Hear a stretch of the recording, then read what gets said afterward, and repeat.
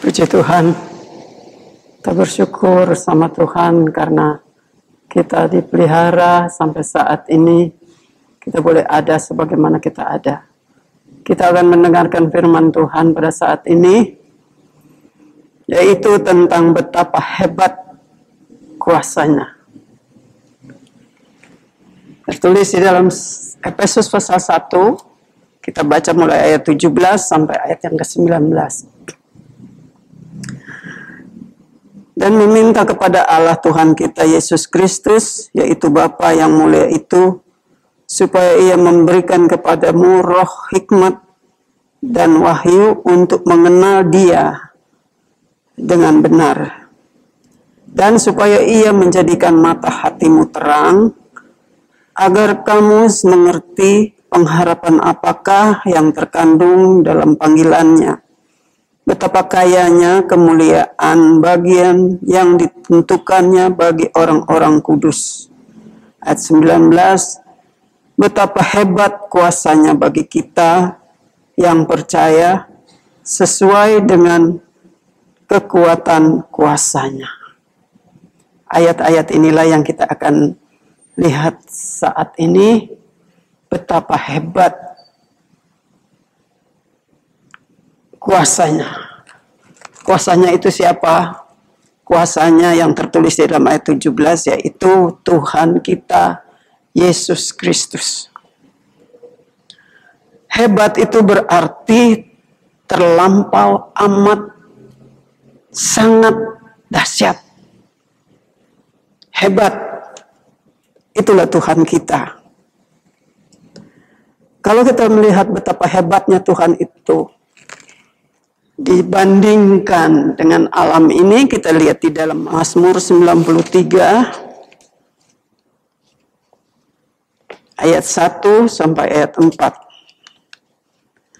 Tuhan adalah Raja, Ia berpakaian kemegahan, Tuhan berpakaian berikat pinggang kekuatan, sungguh telah tegak dunia tidak bergoyang.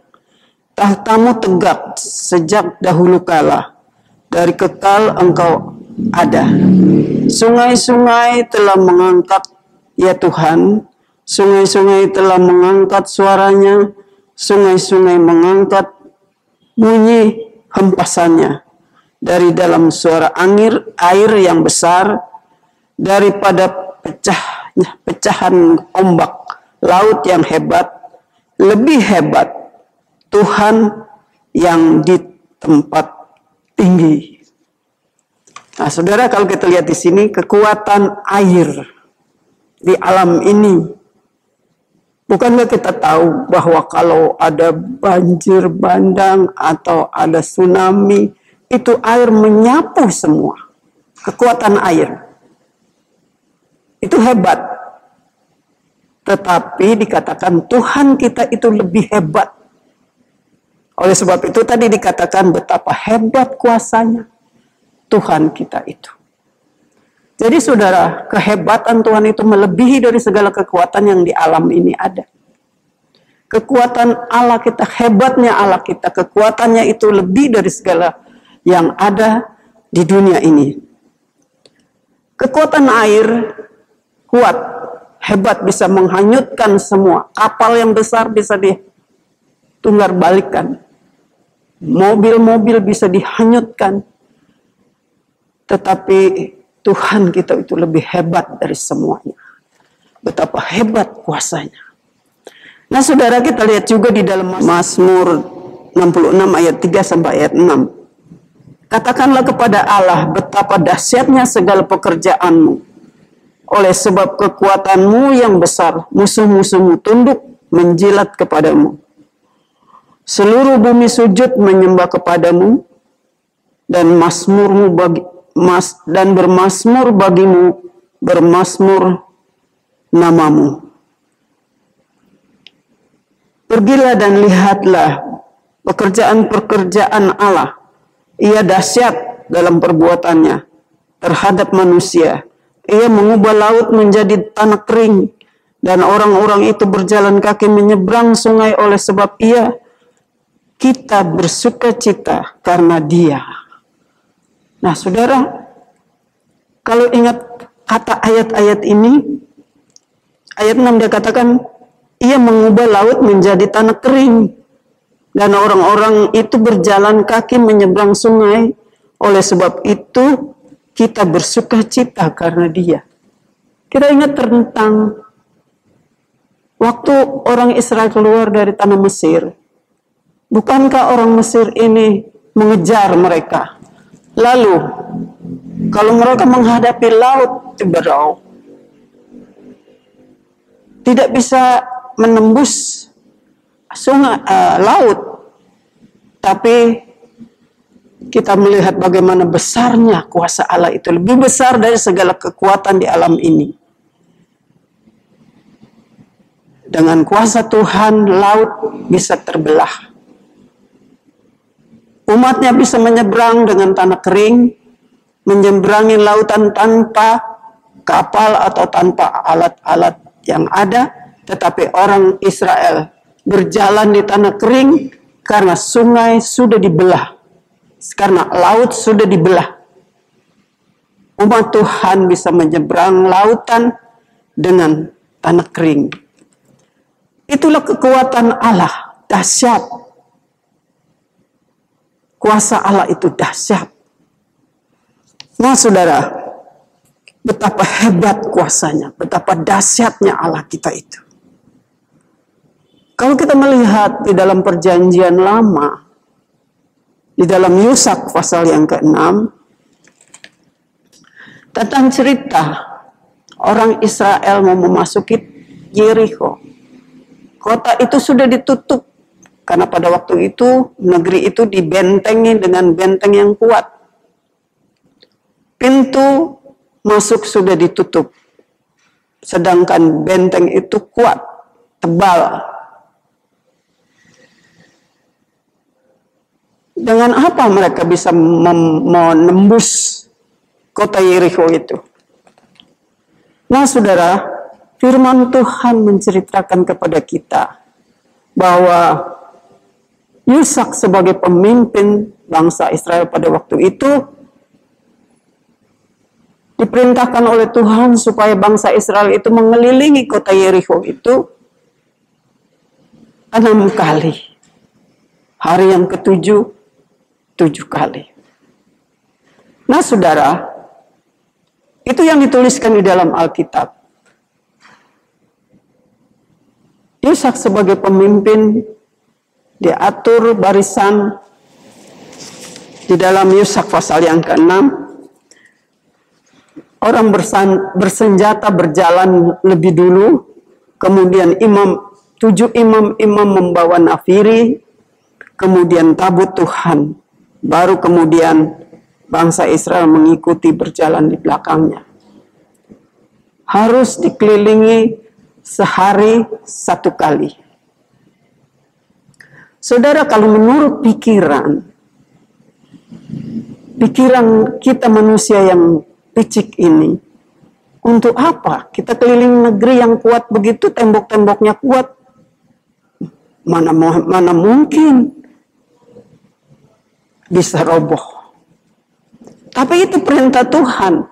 Perintah Tuhan itu harus dijalani, harus dilakukan supaya kenyataannya itu bisa nyata, bisa kelihatan. Seandainya orang Israel tidak mau, tentu tidak akan terjadi hal yang ajaib. Tetapi mereka harus mengikuti aturan-aturan yang diberikan oleh Tuhan. Hari pertama, mulailah mereka bikin barisan, orang yang bersenjata berjalan duluan, kemudian diikuti oleh 7 imam yang membawa sangkakala, kemudian orang yang membawa tabut Allah, kemudian orang-orang Israel mengikutnya. Berjalan mereka keliling sambil nafiri ditiup perlahan-lahan. Lalu pesannya Yosua kepada orang Israel, mereka dikatakan mereka tidak boleh bercakap-cakap, tidak boleh berisik, mereka jalan saja. Saudara bayangin kalau mengelilingi satu negeri tanpa berbicara, hanya nafiri yang ditiup, berjalan keliling. Itu satu hal yang menjemukan. Tidak boleh ngomong, nggak boleh ngobrol, nggak boleh protes. Pokoknya lakukan saja perintah Tuhan. Hari pertama, mereka kembali ke kemahnya masing-masing. Begitu juga hari kedua, ketiga, mereka lakukan itu. Hari keempat, hari kelima, dan hari keenam masih tetap sama. Mereka lakukan apa yang diperintahkan oleh Yosua. Pada hari yang ketujuh, bukan cuma sekali mereka harus mengelilingi itu, 7 kali.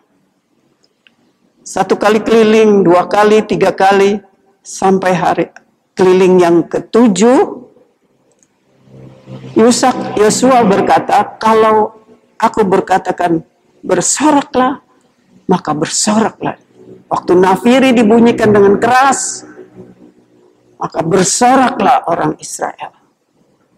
Nah, saat itulah kehebatan Tuhan dinyatakan. Mengapa, saudara? Karena orang Israel menuruti apa yang diperintahkan oleh Tuhan. Seandainya mereka protes, mereka bilang capek lah, segala macam, atau mereka bosan, lalu segala hal yang berlawanan dengan kehendak Tuhan, itu tidak akan jadi. Tetapi orang mereka melakukannya itu dengan tulus, jalan 6 hari, berkeliling. Hari yang ketujuh mereka berjalan 7 kali keliling. Kemudian nafiri dibunyikan, bersoraklah orang Israel, maka robohlah itu tembok-tembok yang tebal, saudara. Dan diperintahkan oleh Tuhan semua menyerang ke dalam masing-masing yang di hadapannya. Jadi saudara, kalau ada yang di utara, dia masuk dari utara, orang yang di timur masuk dari timur.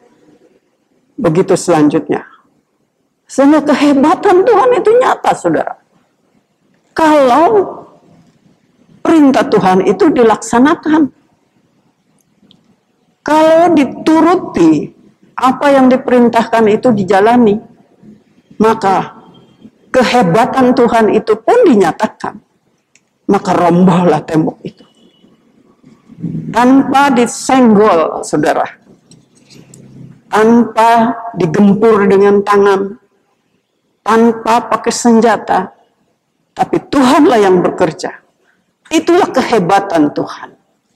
Itu sebabnya Rasul Paulus katakan, betapa hebat kuasanya. Betapa hebat. Betapa terlampau amat sangat dahsyat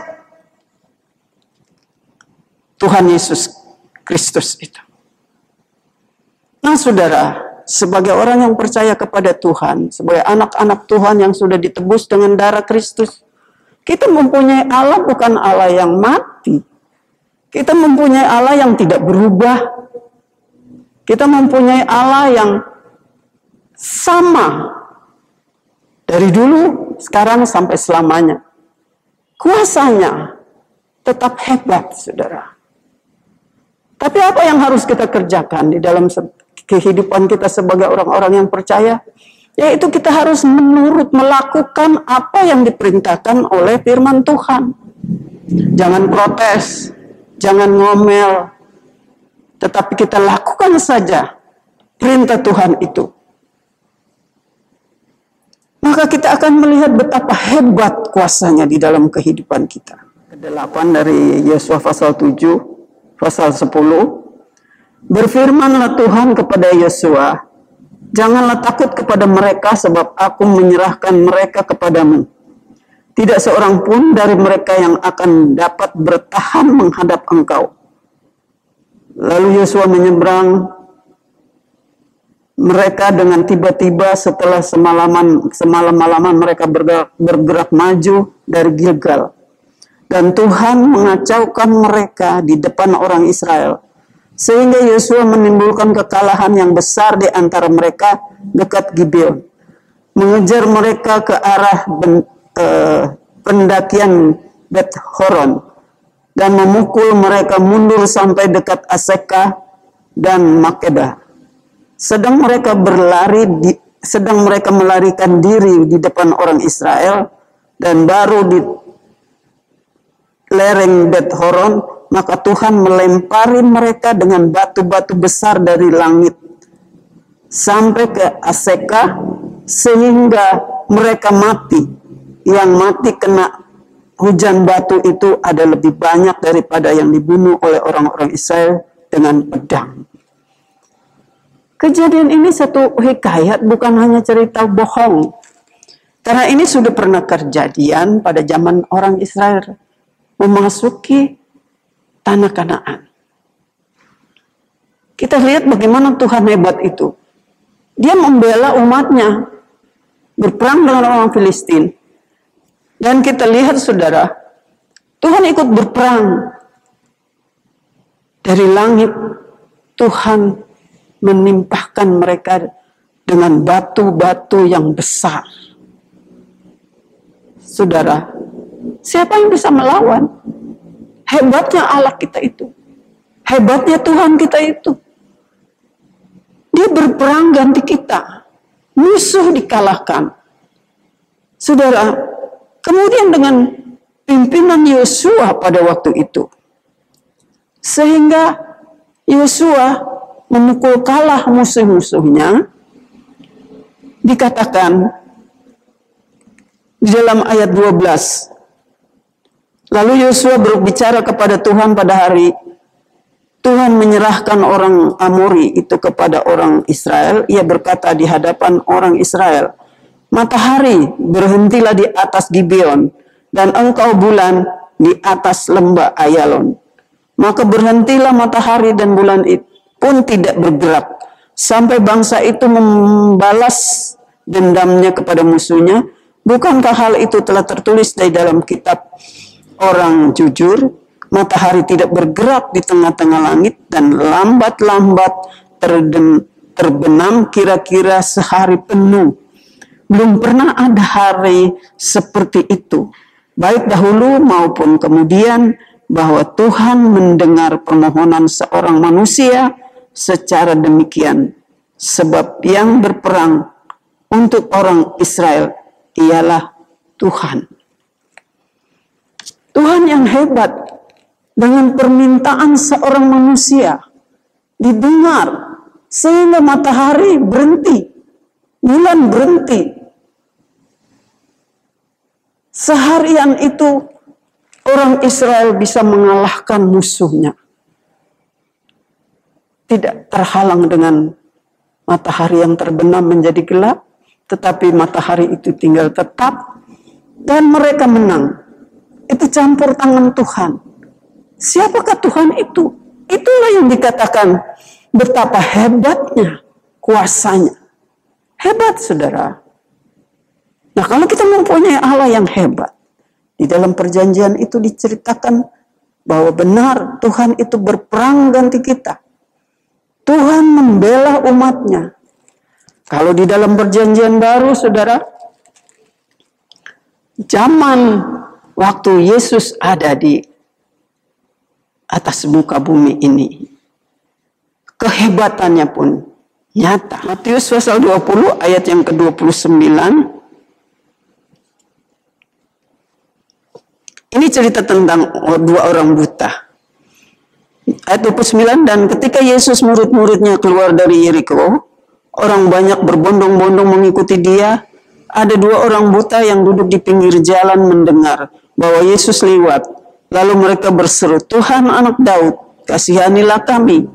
Tetapi orang banyak itu menegur mereka supaya mereka diam.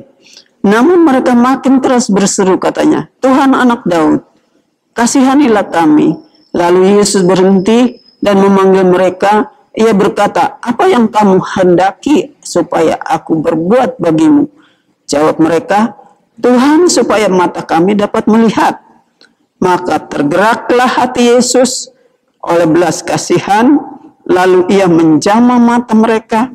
Seketika itu juga mereka melihat, lalu mengikut dia. Tuhan yang hebat itu, Allah kita yang hebat itu, kuasanya yang hebat itu. Saudara, orang yang buta bisa dimelekkan tanpa dioperasi, tanpa dikasih tetes mata, tapi dengan jamahan tangan Tuhan yang hebat itu, maka orang buta itu sembuh, melihat. Saudara, Tuhan itu yang Rasul Paulus katakan betapa hebat kuasanya. Dan Tuhan itu juga Tuhan kita. Yang hebat itu, yang berperang ganti kita, yang membela umatnya, yang membela saudara dan saya, yang memberikan kemenangan dalam kehidupan kita, yang mencelikkan mata rohani kita, yang kita tadinya buta, nggak tahu yang benar, yang salah, kita buta, tapi dengan jamahan tangan Tuhan, kita bisa melihat kebenaran Allah, kita boleh mendengar suara Tuhan, kita bisa melakukan apa yang diperintahkannya. Itu anugerah Tuhan yang amat besar yang kita terima di dalam kehidupan ini. Betapa hebatnya Tuhan kita Yesus Kristus itu. Saudara, banyak tanda heran yang diperbuat Yesus. Ada seorang muda, masih muda, seorang ibu yang sudah jadi janda, anaknya cuma satu, tentu menjadi harapan di hari tuanya. Sekarang anak muda itu mati.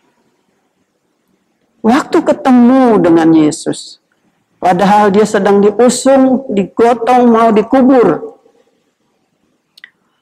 Tetapi waktu itu Yesus melihat kesian, hatinya jatuh hati. Kesian karena ibu ini anaknya cuma satu, lalu sudah mati, tentu tidak ada harapan apa-apa lagi. Tetapi oleh karena kasihannya Yesus, maka Tuhan menghampiri jenazah itu, lalu dijamah. Maka orang muda itu bangkit dan hidup kembali. Itu seorang muda di kota Nain. Nah saudara, dua kejadian di dalam perjanjian baru dan dua kejadian yang kita lihat di perjanjian lama itu membuktikan adalah Tuhan itu adalah Tuhan yang hebat. Tidak berubah, saudara. Kita harus yakin, percaya bahwa kata firman Tuhan bahwa Yesus Kristus itu tidak baru berubah. Dahulu, sekarang, dan selamanya. Dia adalah Alfa dan Omega. Dia adalah yang sudah ada dan akan ada. Dan selalu ada. Tuhan yang hebat itulah yang menjadi Tuhan kita. Sekarang kita yang hidup di akhir zaman ini, yang percaya kepadanya. Karena tadi dikatakan, kembali di dalam Efesus 1 ayat yang ke-19, dan betapa hebat kuasanya bagi kita yang percaya, sesuai dengan kekuatan kuasanya. Betapa hebat kuasanya bagi kita. Bagi kita anak-anak Tuhan yang hidup di akhir zaman ini. Sama saudara, karena Tuhan tidak berubah. Sudah kita baca tadi bagaimana hebatnya Tuhan itu lebih hebat dari air yang besar. Tuhan yang hebat itu bisa membela umatnya dengan menjatuhkan batu yang besar-besar dari langit. Sampai musuh-musuhnya kalah. Dia beri kemenangan kepada umat pilihannya. Dan saudara, kehebatan Tuhan itu, doa dari Yosua supaya matahari tidak terbenam, itu pun dikabulkan. Bagaimana dengan kita? Keyakinan kita, kepercayaan kita. Apakah kita yakin juga betapa hebatnya Tuhan kita itu? Kuasanya itu tidak ada bandingnya. Betapa hebat kuasanya bagi kita yang percaya. Tentu bagi orang-orang yang percaya. Meskipun Tuhan itu hebat, kalau kita tidak percaya, kita tidak melakukan firman-Nya, kita tidak akan melihat kehebatannya itu di dalam hidup kita. Betapa hebat kuasanya bagi kita yang percaya. Saudara, kalau saudara tentang soal percaya, kita nih bangsa Indonesia. Kalau tanya orang-orang, kamu percaya ada Allah? Percaya. Tapi percaya yang bagaimana? Nah, saudara, kalau kata firman Tuhan, bagi orang yang percaya itu, kita lihat di dalam Roma pasal 10, ayat yang ke-17. Jadi iman timbul dari pendengaran, dan pendengaran oleh firman Kristus. Sekali lagi saya bacakan. Jadi iman, percaya itu timbul dari pendengaran. Pendengaran oleh firman Kristus. Itu percaya, itu iman. Oleh apa? Oleh mendengar firman Tuhan. Karena kita mendengar firman Tuhan, maka timbullah iman. Timbullah kepercayaan. Nah, tadi dikatakan betapa hebat kuasanya bagi kita yang percaya. Bukan percaya asal percaya, tapi yang percaya berdasarkan firman Allah. Berdasarkan firman Kristus. Nah, orang-orang yang percaya begitu saja, tidak berdasarkan firman Allah, tidak berdasarkan firman Kristus, itu tidak terhisap, tidak termasuk di dalam dikatakan betapa hebat kuasanya bagi orang yang percaya. Nah, kita berbahagia kalau kita mempunyai Tuhan Yesus Kristus sebagai Tuhan Allah kita, penebus dosa kita, penyelamat jiwa kita. Dialah itu yang hebat, saudara. Kita percaya berdasarkan firman Allah. Kita percaya berdasarkan kuasanya yang telah mengubah hidup kita. Kuasa Tuhan, mujizat dari Tuhan itu bisa terjadi kalau kita taat seperti orang-orang Israel yang mengelilingi kota Yeriko. Mereka harus berjalan keliling, tidak boleh ngomong, nggak boleh bercerita, jalan diam saja. Jangan banyak protes, jangan banyak cerita, jangan banyak ngomel, tapi lakukan saja. Suruh jalan diam, jalan saja. Suruh jalan keliling 6 kali setiap hari, hari yang ke-7 kali. Jalan, lakukan saja. Maka robohlah tembok Yeriko itu. Tanpa disentuh. Nah, saudara, demikianlah di dalam kehidupan kita. Betapa hebat kuasanya. Bagi orang yang percaya. Yang percaya bagaimana? Yang percaya berdasarkan firman Yesus Kristus. Kita percaya, timbul iman di dalam kehidupan kita dengan kita mendengar firman Allah. Firman Allah itulah yang mengubah kehidupan kita, menjadikan kita orang-orang yang percaya. Karena bagi orang yang tidak percaya, Yesus Kristus itu menjadi sandungan. 1 Petrus pasal 1 ayat yang ke-6. Bergembiralah akan hal itu, sekalipun sekarang ini kamu seketika harus berduka cita oleh berbagai pencobaan. Saudara, di dalam kehidupan kita supaya kita percaya, ayat yang ke-7.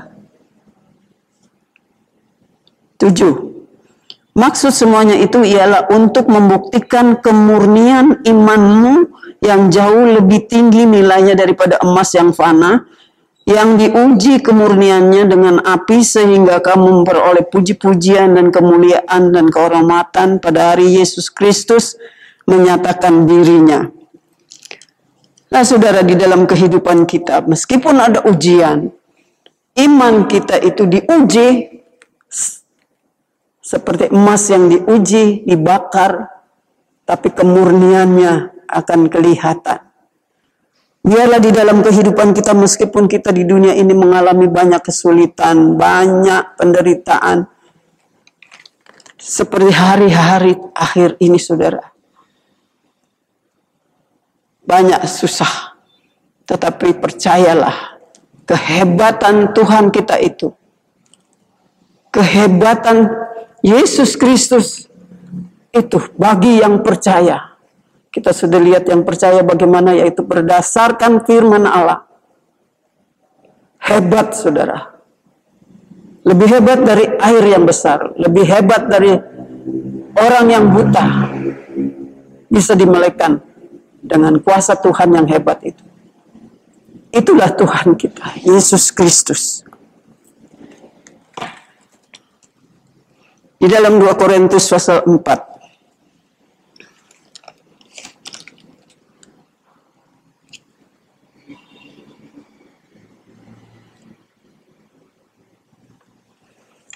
Korintus pasal 4 ayat 3 dikatakan, jika Injil yang kami beritakan masih tertutup juga, maka ia itu tertutup untuk mereka yang akan binasa, yaitu orang-orang yang tidak percaya, yang pikirannya telah dibutakan oleh ilah zaman ini, sehingga mereka tidak melihat cahaya Injil tentang kemuliaan Kristus yang adalah gambaran Allah.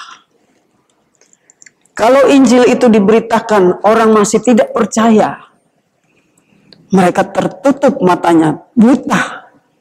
Tapi bagi kita yang sudah dijamah oleh Tuhan, orang yang buta tadi dijamah oleh Yesus, maka dia menjadi melek.